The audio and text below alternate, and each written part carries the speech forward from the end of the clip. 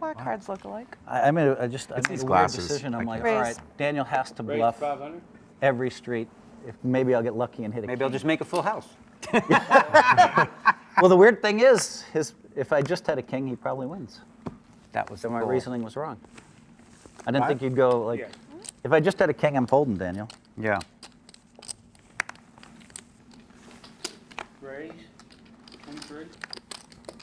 Fill the net helmet. Call, 23. Call, 23. You know, it's funny. The thing that's showing how many hand play, Daniel, 100%. No, I folded like 3 hands. I folded like 3 hands. That's not Exactly true. 3 hands. I think it's 3 hands. We are playing about $60,000 deep at 100, 200, no limit hold'em on no gamble, no future. Lin G raises it up with pocket 7s to $500. Elia Lesra calls. Kevin Martin on the button with ace king offsuit makes it $2,300. Down Negreanu in the small blind says YOLO, no gamble, no future, and calls with the king 2 of clubs. All right. Len calls with the pocket 7s. Ellie calls with the 10-8 of diamonds, which is perfectly fine and good once there are multiple callers.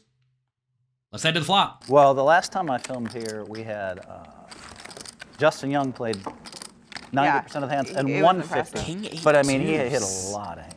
Kings and deuces for Negreanu, Kmart top pair, and the ace of spades. Great player, but man, he had it a lot. He hit everything.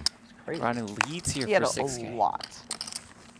The flop comes king 8-2, all spades. Negreanu has top and bottom pair. Len has pocket 7s with a 7 of spades, and Kevin Martin has ace of spades, king of hearts for top pair with the nut flush draw.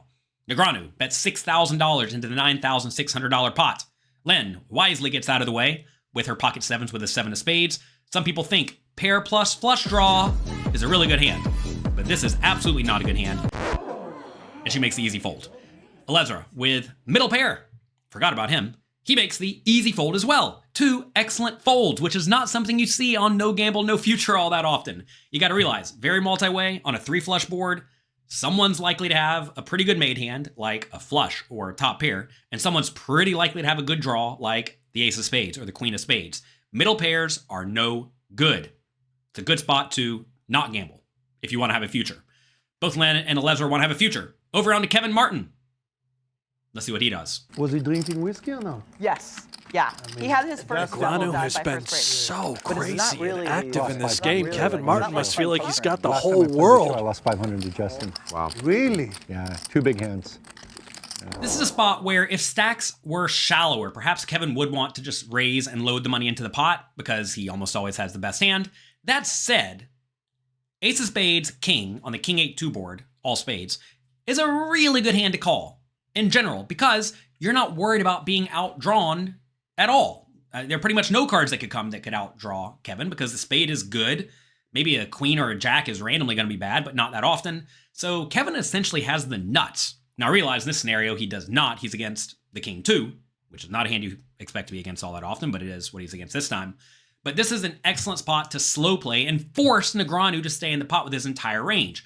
Like maybe king queen, or maybe pocket jacks, or pocket 9s, or ace 8 suited, or 9-7 of hearts, right? He really wants to make Negreanu stay in the pot with all the hands that are drawing dead.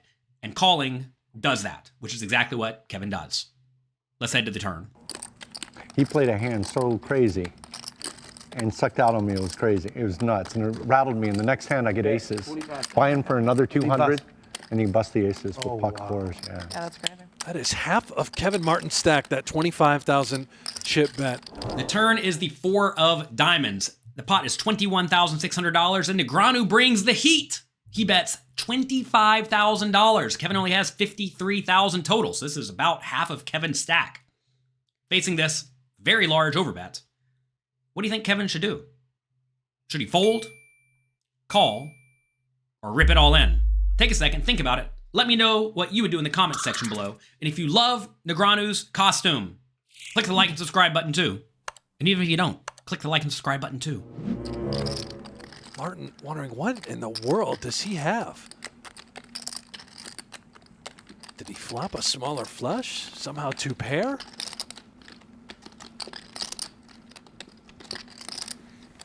he understands if he shoves now, he just has to get called. Negreanu has to call him. Right.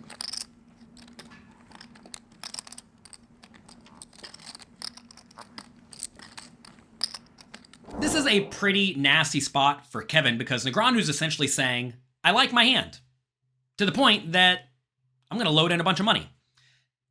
The issue, though, is that Kevin has a really good hand. This is not a spot where he can possibly fold. Notice he's in pretty bad shape against Negreanu's hand, having 2-pair against his top pair. But even then, he still has 39% equity. Notice, any ace is good, any spade is good, and any 8 or 4 is good. So he actually has a whole lot of outs in this scenario. So he's certainly not folding. Folding would be terrible. If you said fold, because you can see the cards and you're results oriented, poker may not be for you. Is that too mean? Don't be mean, Jonathan. Okay. Based on this bet, I think both calling and shoving are fine plays.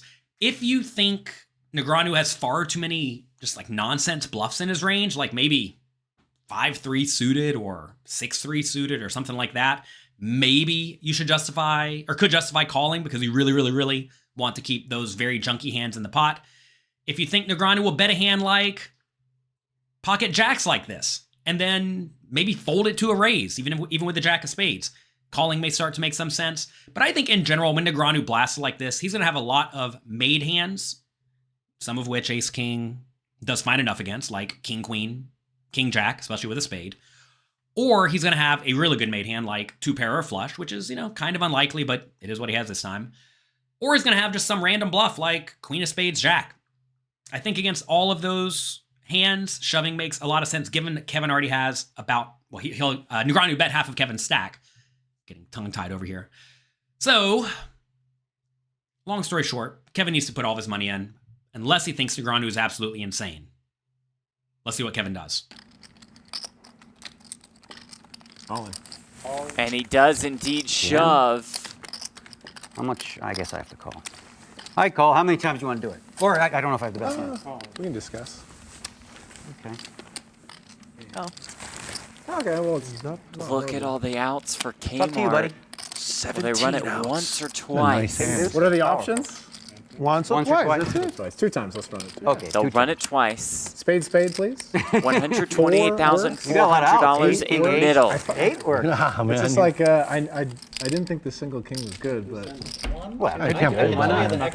Yeah, you're just going to get it in. And if a spade comes, you lose your action. How would you explain that to your bloggers? Folding. well, Daniel just puts me in. Yeah. And 3 4s. Spade on the Here we First go. run out. Always good That's one. all Daniel. Yeah. You can take the money. Kmart needing a spade, an ace, an 8, or a Burn down, 4. Yeah, The burn It'd be style. good. We're keeping track. Really good he's track. good. Yeah, he's good. Misses Oh my gosh. everything. Oh, man, that's tough. I just run bad. After some thought, Kevin put it in. Negreanu calls. They run it twice, and Kevin's stack does not make it all the way to the moon today. Instead, it floats off right into a meteor and crashes.